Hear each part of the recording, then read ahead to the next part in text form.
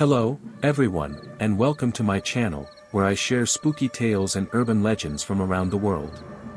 Today, I have a special treat for you. I'm going to tell you 5 ghost stories that take place in old buildings. These are not your typical haunted houses, but rather historical landmarks that have witnessed many events and tragedies over the years. Are you ready to get scared? Let's begin. The first story is about the haunted history of one of the oldest buildings in New York City, the Merchant's House Museum.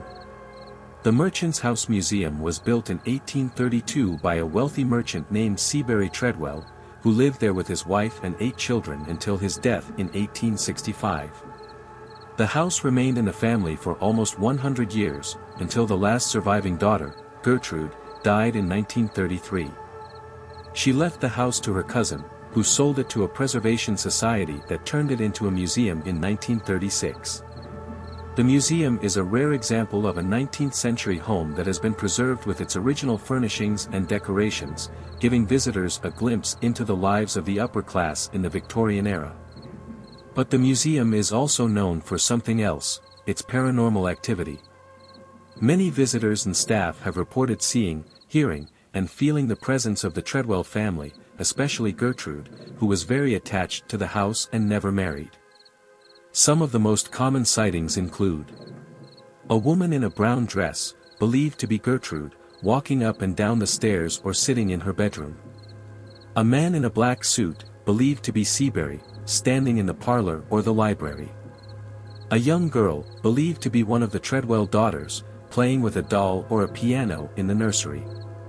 A maid, believed to be one of the Irish servants, dusting the furniture or carrying a tray in the kitchen. Some of the most common sounds include footsteps, knocks, and doors opening and closing throughout the house. Voices, whispers, and laughter, sometimes in response to questions or comments from visitors or staff. Music, such as piano, violin, or harp, coming from the parlor or the nursery. Crying, moaning, or screaming, sometimes associated with the death of a family member or a tragic event in the house. Some of the most common sensations include cold spots, drafts, and breezes in various rooms, especially the bedrooms and the basement. Touches, taps, and tugs on the hair, clothes, or body parts of visitors or staff. Feelings of being watched, followed, or unwelcome in certain areas of the house. Feelings of sadness, fear, or anger, sometimes related to the emotions of the family or the history of the house. The museum offers guided tours, special events, and paranormal investigations for those who are interested in learning more about the history and the hauntings of the house. If you are brave enough, you can visit the museum and see for yourself if the Treadwell family is still there, waiting for you. The second story is about the haunted history of one of the most famous buildings in England, Rainham Hall. Rainham Hall is a country house in Norfolk that dates back to the 17th century. It was the seat of the Townsend family, who were influential in politics and society. The house is known for its elegant architecture, its beautiful gardens, and its notorious ghost, the Brown Lady. The Brown Lady is the name given to the ghost of Lady Dorothy Walpole, the second wife of Charles Townsend, the second Viscount Townsend. Lady Dorothy was the sister of Robert Walpole, the first Prime Minister of Great Britain. She was a beautiful and charming woman, who married Charles in 1713. However, their marriage was not a happy one. Charles was a cruel and jealous husband, who suspected Dorothy of having an affair with a nobleman named Lord Wharton. He punished her by locking her up in Rainham Hall, where she died of smallpox in 1726. Ever since then, her ghost has been seen wandering the halls and corridors of the house, wearing a brown dress and a sad expression.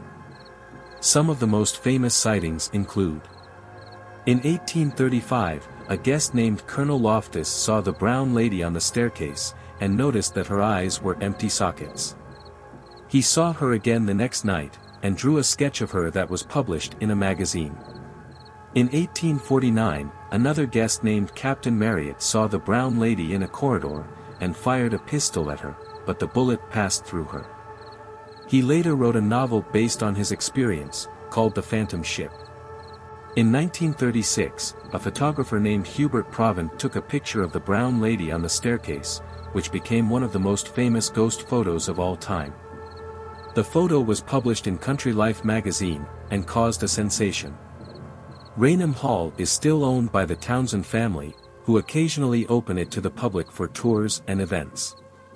If you are brave enough, you can visit the house and see for yourself if the brown lady is still there, waiting for you.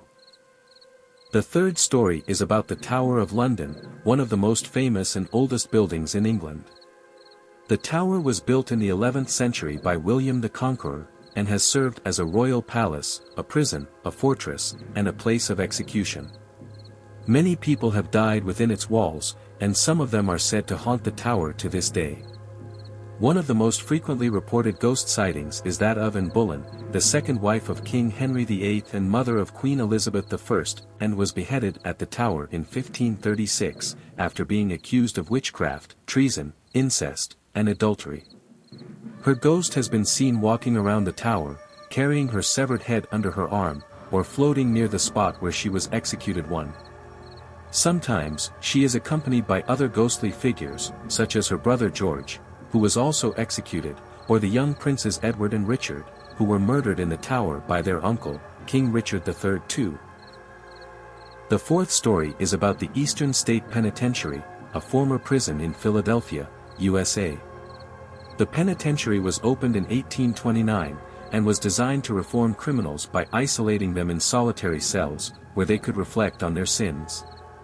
The prison was notorious for its harsh conditions and brutal punishments, such as the iron gag, the mad chair, and the hole. Many inmates went insane or died from disease, torture, or suicide. The prison was closed in 1971, and is now a museum and a haunted attraction.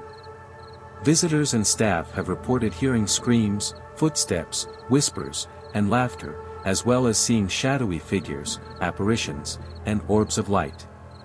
Some of the most haunted areas are Cell Block 12, where a cackling laugh is often heard, Cell Block 6, where a shadowy figure darts along the walls, and Cell Block 4, where ghostly faces appear in the cell doors. 3. The five story is about the Banff Springs Hotel, a luxury resort in Alberta, Canada. The hotel was built in 1888 by the Canadian Pacific Railway, and is located in the scenic Banff National Park. The hotel is known for its elegance and beauty, but also for its dark secrets and mysteries. One of the most famous ghosts that haunt the hotel is the bride, a young woman who died on her wedding day in the 1930s. She was descending the staircase in her wedding gown, when she tripped and fell to her death. Her ghost has been seen dancing in the ballroom, or walking down the stairs, leaving behind a trail of flames. 4. Another ghost is Sam Macaulay, a former bellman who worked at the hotel until his death in 1975. He is said to still help guests with their luggage, or open locked doors, before disappearing. He is usually seen wearing his old uniform, and is very polite and friendly. These are just 5 of the many ghost stories that involve old buildings. There are many more out 5, waiting to be discovered and told. Do you have any ghost stories of your own?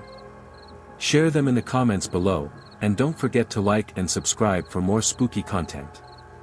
Until next time, stay safe and stay curious. Bye.